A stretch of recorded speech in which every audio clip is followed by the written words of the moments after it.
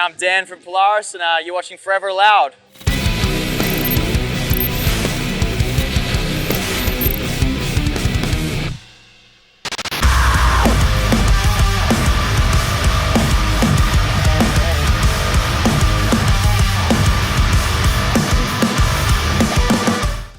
That was a conversation that happened, what was it, September last year?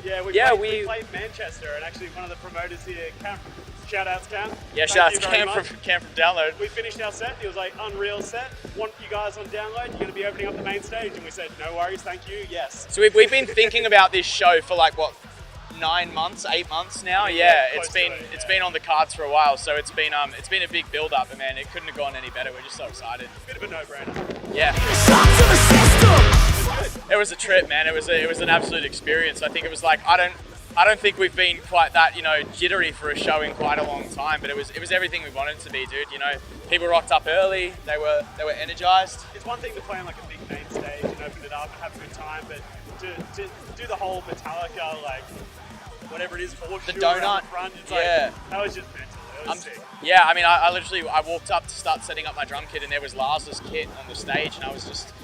I don't think it's ever really hit me that hard that we were about to do something really special. So man, that's everything about today has been a blessing.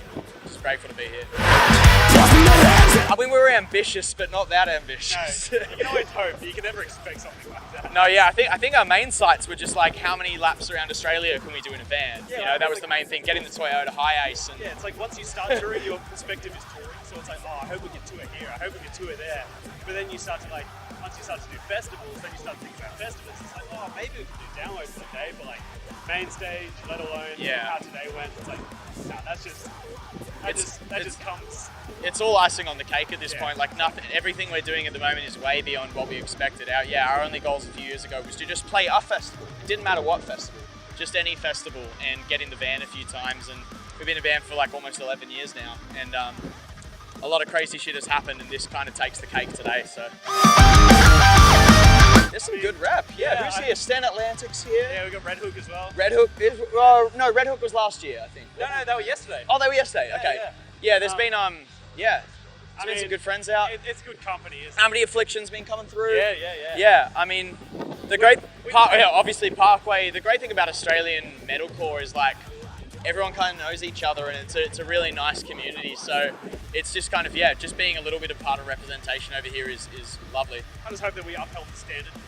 Yeah, I think at the moment, like everyone, ever since we started touring outside Australia, all we've heard from people in whether it's Europe or the States or Japan or wherever is like Australian metalcore seems to be its own thing, and I think we're just really proud to be a part of that movement because we know that back home there is a lot of talent, and I think it's because of bands like Parkway and Amity and stuff that have really paved the way for bands like us to even be here. So being a part of that little pedigree is just lovely.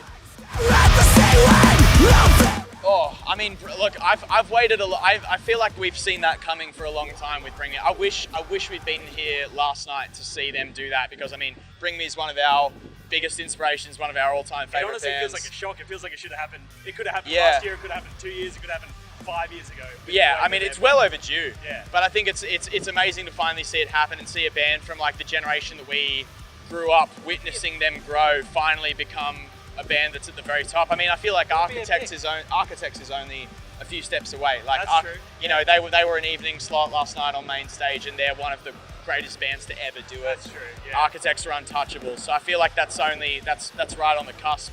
Outside of that, I mean, it's really hard to say. I'd love to share Architects production on stage.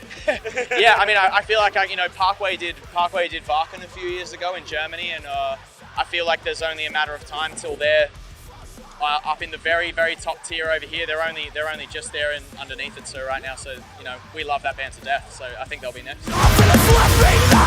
He writes really good riffs. I think it's our own punishment that's everyone else's game. It's like we really punish ourselves to make sure that we're like giving it our all and making sure that we're entertaining ourselves and we're giving enough to make sure that we're satisfied, and that seems to just convert people.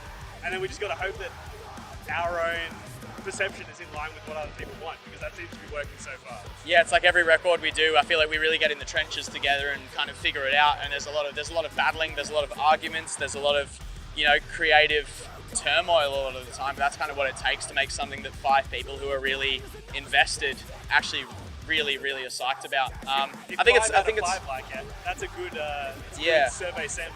I don't think we're easy to please as a collective, but I think that's the best thing about it. And I feel like if we ever stop being that way, we'd be losing something. I think it's a combination of just hard-hitting parts, and I like to think that we give people something genuine that comes from like a place of really sincere emotion, and if people connect with that, then that's all we can really ask for. Yeah.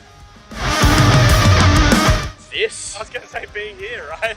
Dude, I mean, I honestly think like it all comes down to the live show when I think about it. Like I think also our bus is pretty good, right? Yeah, we're pretty happy in that regard. But in a lot of ways, it is really getting up on stage every night that matters more than anything. And if we can get up there and connect with people and see people sing the words that we wrote and jump around to the riffs that we wrote, then that's the most important thing. That trumps everything. Like regardless of how hard it can be to lock ourselves away in your house or my house or whatever for months at a time, the reward is getting up there and playing the show. And I think in heavy music, that's like a universal thing. I think the reason that heavy music connects with so many people is because the live show is untouchable. Like nothing compares to watching a heavy band live. That's just what it's about.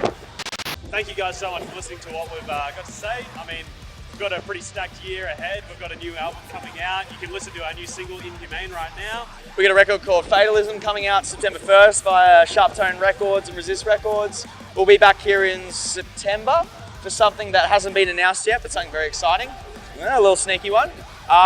Yeah, and then we'll be back again next year. We love it over here, and we're psyched to see all you guys over the next year when our new record comes out.